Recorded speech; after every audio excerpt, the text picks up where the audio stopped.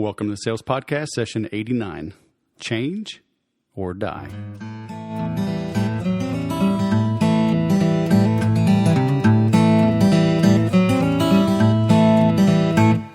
Welcome to the 89th edition of the Sales Podcast. I'm Wes Schaefer, the Sales Whisperer, your host.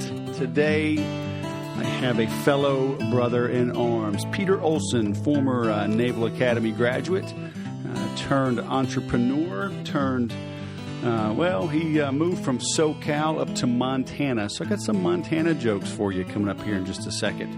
But he hit it big in real estate, then he lost it big in real estate, reinvented himself, and that's where that opening line came from, change or die. And that is certainly true in any business, in any industry. I don't care what you're in. But Pete's a good guy. I've gotten to know him recently. I love the fact that Air Force just beat Navy for the first time in a couple of years. And they say the last 17 years between Air Force and Navy, whoever wins has won the Commander-in-Chief's trophy. So we just got to beat Army now. Yeah, baby. So we've got... it's not really a joke about Montana. I looked up some of them. They were kind of mean. And honestly, they kind of are just regurgitated from the South. But I did find a thing. It said 10 Montana stereotypes that are completely accurate. And the first one is a meme. So picture this big black bear, big grizzly bear, running down the road, literally on the road. It says, not a runner, now you are. And you know that's the truth. That's like when they say, how fast do bears run? It says, I don't care. As long as I run faster than you, then we'll be all right. So another one it said was, Montanans who don't eat meat are harder to find than unicorns. And that is probably true as well. That is one of the states I've yet to visit. But now that I know Pete, I'm going to go visit soon. But today's episode, as I said, we're going to get into Pete's turnaround from being... naval officer. He went into corporate America for a little while and he hated it. You'll hear he talks about how he hated bosses and he went out on his own to do his own thing, killed it in real estate. There was a lot of writing on the wall, but as a friend of mine, an investment advisor, always says the market can stay irrational longer than you can stay solvent. So it's not enough to be right. You've got to be right on the timing, not just the direction. So Pete had the direction right for a while, missed the timing, but he recovered. So with that in mind, let's get right into the Sales Podcast Creed, which is, today is my day. I work diligently towards my goals, which are bigger than me. I bite off more than I can chew because only then will I truly know my current limits, and surpassing them becomes my new goal for today. Through education, accountability partners, and bold, decisive action, today will be better than yesterday, and tomorrow will be better yet. I'm ready to produce. Now let's bring on Pete. All right, Pete Olsen, all the way from Montana, number 10 top social media, Twitter, it's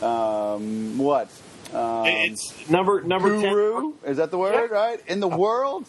That's it. Number 10 marketer in the world. Number 13 social media expert in the world. There you go. Well, welcome to the Sales Podcast, man. Thanks for taking some time. I know you're running around like crazy, and appreciate you carving out a little time to talk to an Air Force guy. I mean, it's very nice of a Navy guy to make the time, so I appreciate it. Oh, it's my pleasure, Wes. Thanks for having me. So we were talking just before I turned on the recorder. You were asking me what I do. But now that the recorder's on, would you mind taking a minute or two, give people a little heads up on who you are and what you do and how you came to be the top 10 marketing guy in the world? Yeah.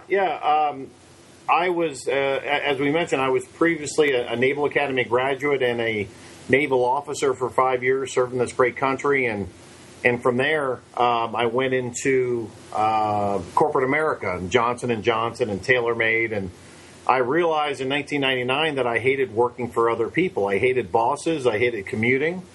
I disliked being in a cubicle. And so I fired my boss in 99. and I moved from Southern California to Kalispell, Montana. And I became an entrepreneur and was into real estate. And I bought foreclosures and rented them out and flipped them, and sometimes rented to own them, and did very, very well in that field for 10 years. And then 2008 came. Yep. And so much of what I gained, I lost. And so I had a lot of extra time on my hands and a lot less money at that particular time. And I came across this thing called Twitter and this thing called Facebook. And I said, wow, this looks like something that's going to be here to stay. And I bet if I build a big following, it could be worth a lot of money. And that developed into my social media company, Pete Olsen Social Media. And I essentially help individuals and companies build a huge brand through social media, whether it be on Twitter and Facebook and Google Plus and Pinterest, et cetera, et cetera. But the hub of everything is Twitter, and just give them massive amounts of exposure and help them build their brand, which leads into sales. Right. Very cool. So you're kind of like me. We're both. I was class '92. You were '93, right? Correct. Yep. Yeah. So I was doing the corporate America thing after my 5 years, and I hated traveling, hated commuting as well. And so interesting, the journey. Yes. So it was what, 2008, 2009 before you really started looking around at this whole social media thing? Yeah, because my life was imploding, right before my eyes. Right. Financially. And properties were going back to the bank, and I was selling some of them, and some of them were short sales. And I said, my God, I got to, if you're not changing, you're dying. Yep. So I had to reinvent myself, so to speak. Right.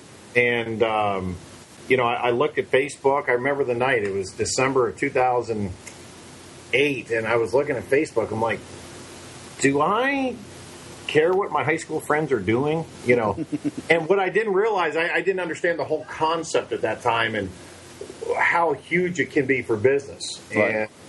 And I figured that out, and it was January 2009 where I started putting things together and just building huge networks on social media. So what do they need to do now? Because things have changed. We could talk a little bit about what you did back then, but how much of what you did 6 years ago applies today? How much has it changed? And what do people really need to do today, moving into 2015? To build 500,000 followers on Twitter like you do? Well, yeah, certainly some things have changed, Wes. Back in the day, when I started on Twitter in end of December of 2008, it was the wild, wild west on Twitter. Mm-hmm. And what do I mean by that? I could follow 1,000 people a day. Yeah. And, a certain amount of those, certain percentage of those people would follow back, let's say 40 or 45%. And 2 days later, the 600 that didn't follow me back, you unfollowed. They actually had programs, and a lot of people don't realize this, that unfollow programs where you hit one button and unfollows everyone that's not following you. Well, Twitter put a kibosh on all that in 2010, 2011. Mm-hmm. So today, you can't follow as many, but you can be steady and consistent. And follow a certain percentage of people that are targeted, that are in the area that you want to be in. So you can go to the Twitter search, and if you're in the real estate business, maybe you type in real estate or real estate agent or realtor, and you would follow like-minded people. Or you can type in looking to sell my home, and you want to get those people. Or you type if you're a realtor your city that you're in, and just start following people in your city, because ultimately someone either rents or owns, right? So that's what you want to do, and really build a Twitter community that's based around your keywords. Right. And so now more than ever, though, you're right. It's not the Wild West anymore. People have to be much more deliberate and, would you say, patient? Very much so. Very much so. And don't worry about the huge numbers, and don't get me wrong. There's always safety in numbers, and the numbers help. The bigger the numbers you get, especially targeted numbers, the more money you'll make. But don't worry about that. In other words, if you only have 100 followers, make it a goal to ultimately get to 500 followers and targeted, and you'll notice definite increases in biz by doing that. And once you have those followers, interacting with those followers, not just having the followers, right? Because it's the cycle is building laser targeted followers and then providing good content to those followers, right? And And it doesn't have to be stuff that you create. You can share things, share content in your industry, because you want people to think of you as the person to go to, the expert in your industry, in your area. Right. And if you share good content with them, they're going to come back to you daily just to read that new content piece that you have that you shared. And that's how you build credibility and respect. And your tweets, your posts will get retweets and favorites, and other people will see them. And it's exciting when someone shares your post and they have 10,000 followers, right? And they retweet it. So that's how things grow, and it's like a big snowball, going downhill, so to speak. What's the path, though? Because, I mean, getting retweets and whatever, that's all fine. That strokes the ego. Mm-hmm. But they have to somehow, you got to have a way for them to opt in, right? Are you ultimately wanting them to go to your website where you have some type of web form, a lead magnet? Well, yeah, you can, but really it's about conversation, Wes, right? I mean, it's really about conversation. So when someone retweets or favorites something of mine that I post, I send them an @ reply on Twitter saying, "Hey, Bob, thanks for the retweet. What do you do?" And what am I doing? I'm building rapport. I'm not just jamming a business link down their throat. Right. You got to build rapport and engage in conversation. So the next time, again, the realtor example, the next time Bob needs a realtor, guess who he's going to call, because you've engaged in this conversation. And because when you engage in conversation, ask someone what they do, what do they do, what ultimately are they most likely going to ask you? What do you do? What do you do? And I say, I'm so glad you asked, right? So that's the $1 million nugget, is engaging in conversation with people that favorite you and retweet you and ask you questions and so on and so forth. Right. Because you don't want to be all business all the time. You want to show them that you're a person, that you care. When people see and feel that you care for them, then they'll start caring for you. But they won't start caring for you and show interest in you until they see that you actually care about what they do. So how do you do that and not just eat up all of your time? I mean, you have 500,000 followers, but I mean, people are out there with 500 followers, right? And they can end up wasting too much time. I mean, are there tools you use, or because I mean, not everybody that's sitting their full-time job, right? They have a full-time job. They're using social media to enhance that job. Right. Well, I mean, I really would just start with setting a certain amount of time per day, Wes, dedicated to social media, whether that be 10 minutes or 20 minutes or 30 minutes or an hour or what have you, whatever they can do. 10 minutes in the morning and 10 minutes in the evening, and just make it the 10 best minutes of the day, and get back to people that reply them and ask them questions and retweet them and thank them for retweeting you and thank them for favoriting your post, et cetera, and just simply engage and say, hey Bob, thanks so much for the retweet. What do you do? Right. And that's exactly what I do, and I just start some dialogue. And that's all okay. The dialogue doesn't have to finish in that 10 minutes. You can come back that night and start it again and see what they said, et cetera, et cetera. But you just want to start that conversation going and acknowledge them and thank them for recognizing your post and sharing your post, if you will. Right. That's so important. And thank them for being a follower. One of the things that I do is when, and I can't do it for everybody, obviously, like you said, but I'll try to reach out to as many people that my new followers and say, hey guys, hey Bob, thanks for being a follower in my Twitter community, 517,000 strong. Right. And they'll say, God, thank you so much for having me. I appreciate it. And you'll find those people that you engage, they'll be much more engaged in your post just because you acknowledge them. Right. We all like to be acknowledged. Sure. We all like to be called by our first name.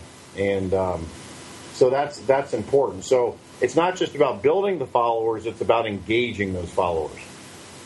So what are your recommendations on tools like these auto responders, on Twitter, and the True Wit, whatever, validation things? Don't like the true validation crap, because that's just making it one step harder for someone to become a friend of yours, for someone to be a follower of yours. If anyone is using that, get rid of it yesterday. Okay? That's ridiculous. All right? In other words, what you're saying to people is, hey, I'm a real difficult person to deal with, so, don't friend me, don't follow me, don't do anything because, I had my guard up from the beginning and I'm not a trusting person. That's what you're telling people. So get that out of the way, number one.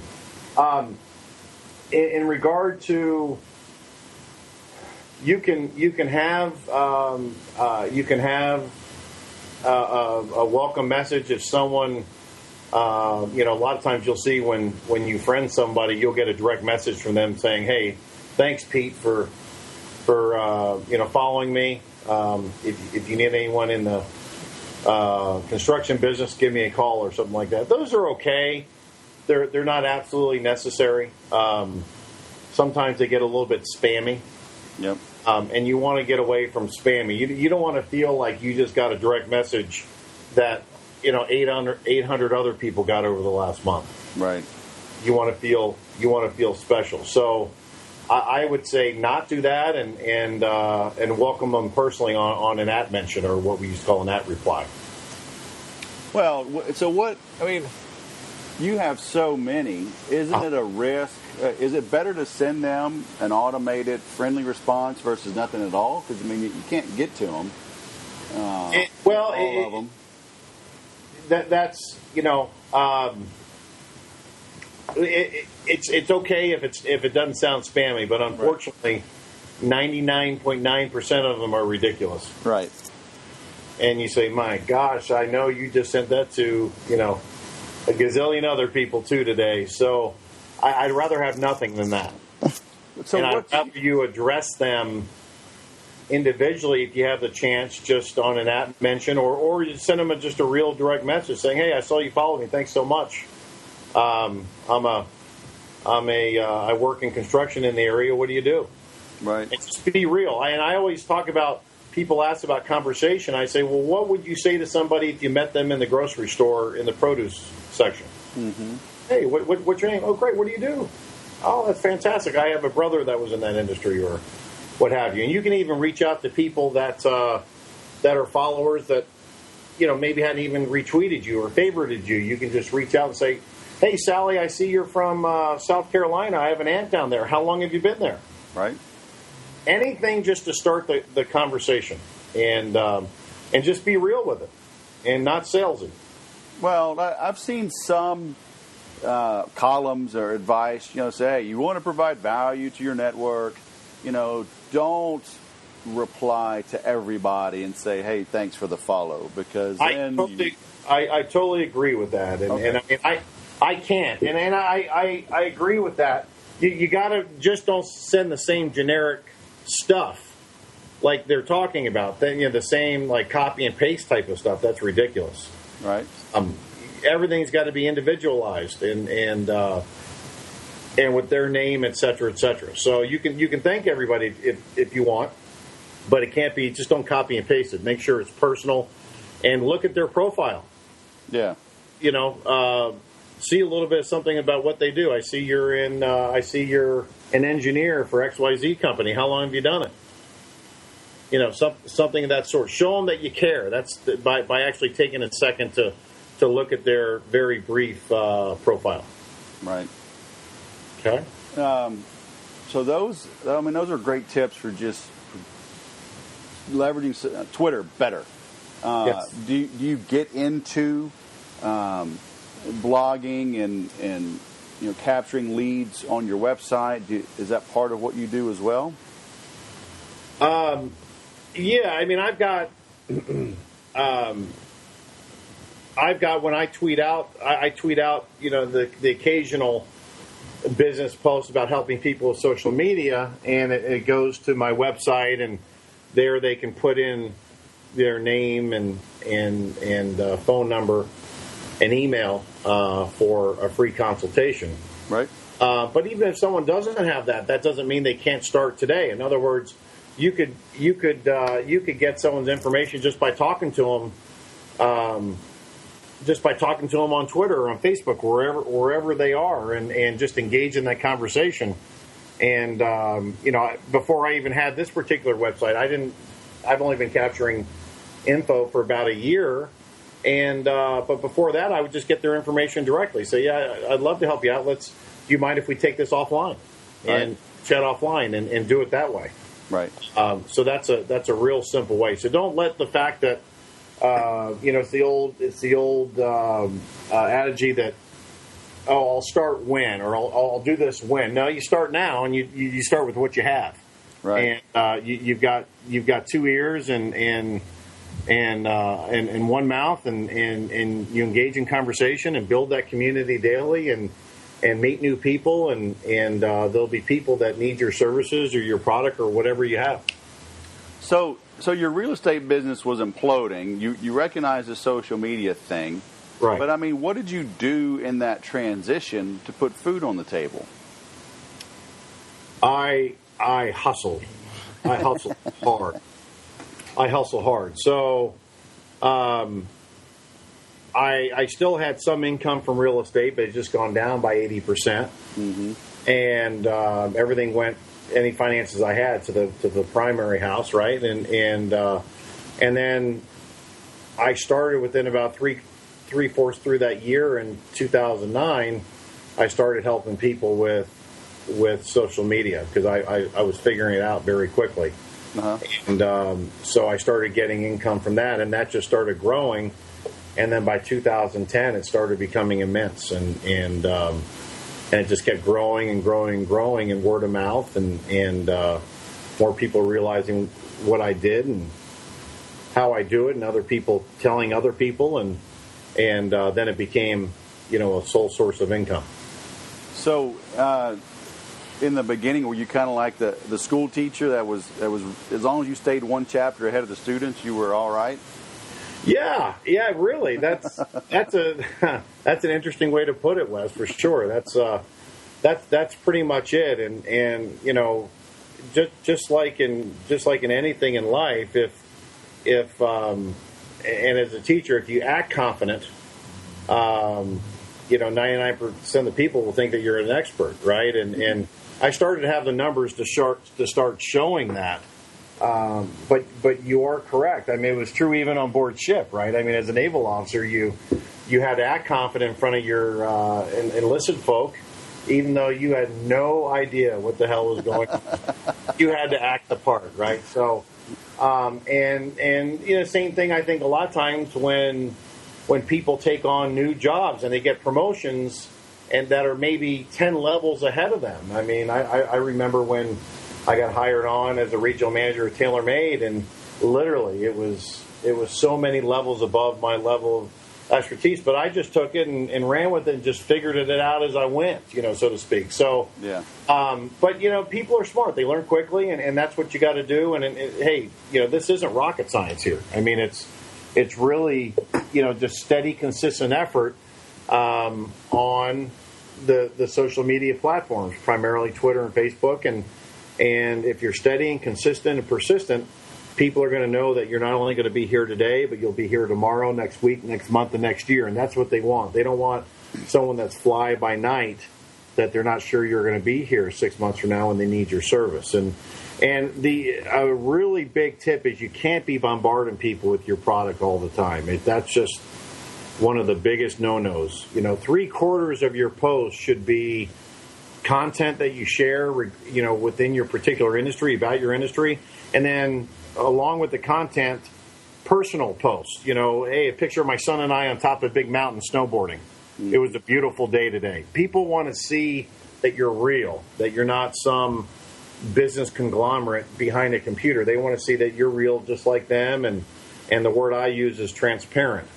They want to make sure that I make sure that I let my clients know that they're transparent. They're reachable. You can contact them. People are always shocked when I call them and I say, yeah, this is Pete Olsen. And they say, no, really, who is this? And I'll say, no, this is Pete Olsen. Like, no, you mean one of his assistants? No, this is Pete Olsen. And they really appreciate that, because so many people, when they get to certain levels, will hide behind that computer, hide behind the desk, and have assistants do the work, and that's not good. People want to feel comfortable, know that you're real, and again, it gets back to that caring, doesn't it? That you don't feel that you're any better than them, and you're just there to provide a great service. Yeah, I mean, I still answer my own phone and people all the time like, whoa, Wes? Right. It's amazing, isn't it? A lot of people are shocked by that concept. So are you saying that this is easy enough that like even a West Point grad could do this? Even a West Point grad, and even some Air Force grads could do it. Oh, now you got to get for. Oh, why you got to be like that? Come on, man. What's up? That's so mean, man. That's so mean. It's probably because we're successful in football now, so I've got a little more bravado that way with the other service academies. Yeah, but it's so easy. We didn't lose during my days. Just remember that.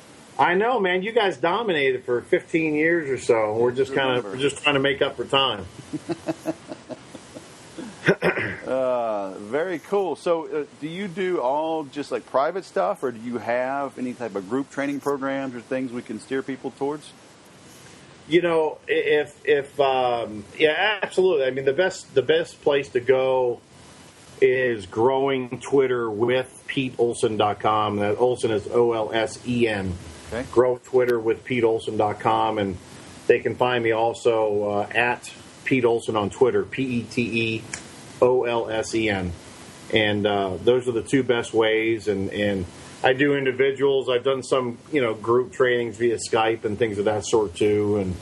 And but yeah, and it's mostly just, hey, please help me in my social media, help me grow my Twitter following. Right. And I retweet for them to my 517,000 followers to give massive exposure, and I share their Twitter posts to my 5,000 friends on Facebook and my LinkedIn account and Google Plus and Pinterest and all that stuff. So it just gives individuals and companies massive exposure, while at the same time building up their Twitter community of like-minded individuals who are interested in what they do or what their service is. Right. Well, very cool, man. Thank you for letting me pick your brain. And I love it, man. I appreciate you. I appreciate you having me on.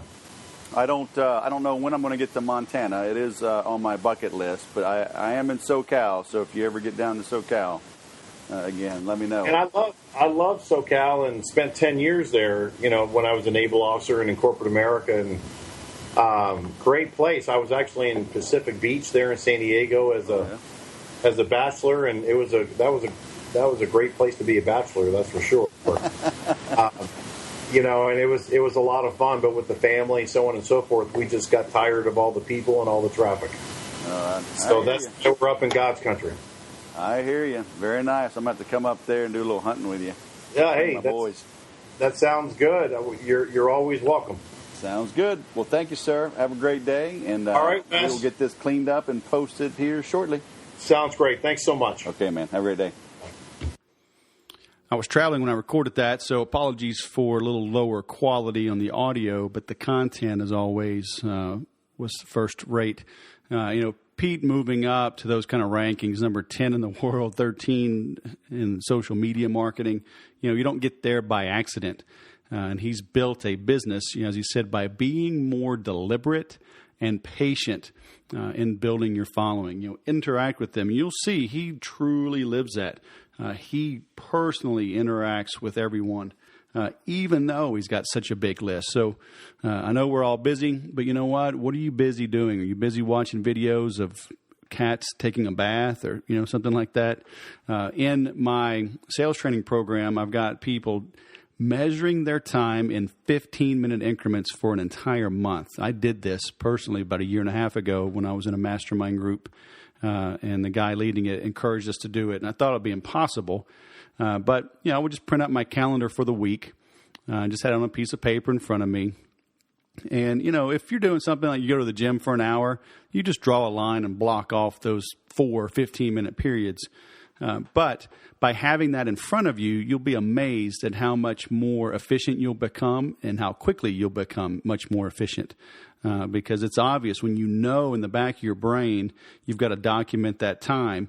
You'll spend much less time goofing off, And when you do goof off, you'll do it on purpose, and you'll have more fun. You will goof off with a purpose, and you will have more fun doing it. You'll find that you get more done overall. Your worries and anxiety and stress will actually go down once you get a hang of it, and it'll take a couple of days. But really pay attention to how you spend your time. And when you do that, you'll find time to connect like Pete does, like he recommends. Okay. But, as I opened it and as we closed it, he said, if you're not changing, you're dying. I think Jack Welch, West Point grad, actually used to run GE. He said, if the change outside is greater than the change within, then the end is near. So, you've got to embrace change. It's here. It will always be here. Things are always speeding up. They're always slowing down. They're changing. They do not stay stagnant. And that is just how the universe is made, heading towards entropy. But we are not at a complete state of standstill. Because even when that happens, God will just light a match, another big bang will happen. So thanks for listening as always. You always hear me talk about listening to this over and over again. And, I'm listening to Zig Ziglar over and over again, who's the one that always recommended. And he said, listen to his tapes at least 16 times. So now he's dealing more with self-motivation and things like that. So you've got to create that self-talk. Now, I'm not saying you need to listen to how to run your social media campaign 16 times, but you should listen a few times. Because you will always catch things that you didn't catch the first time. Because maybe you're listening to this when you're at the gym or you're driving through traffic, you're going to an appointment. Your mind may wander a little bit. If you find that happening, that's normal, right? Go ahead and rewind or just go ahead and play this again from the beginning. Make sure you're taking notes. Make sure you've got a computer nearby. You can open up browsers, do searches based on the things that we're talking about. Connect with Pete on Twitter. Connect with me on Twitter. Connect with us wherever you can find us. And we are easy to find online. Begin the dialogue there, right? Just reach out and say, hey, Pete, I like the podcast. Hey, Wes, I like the podcast. And let us engage with you. And then see how that makes you feel. See how people then begin to actually follow you based on the interactions you're having with Pete and me. And I think you'll be pleasantly surprised. Okay, so start that off. Let us know how it goes. And as I've always mentioned as well, if you need some more specific sales training, please check out 30daysalesgrowth.com. Use promo code podcast and save $30. And as always, remember to sell different.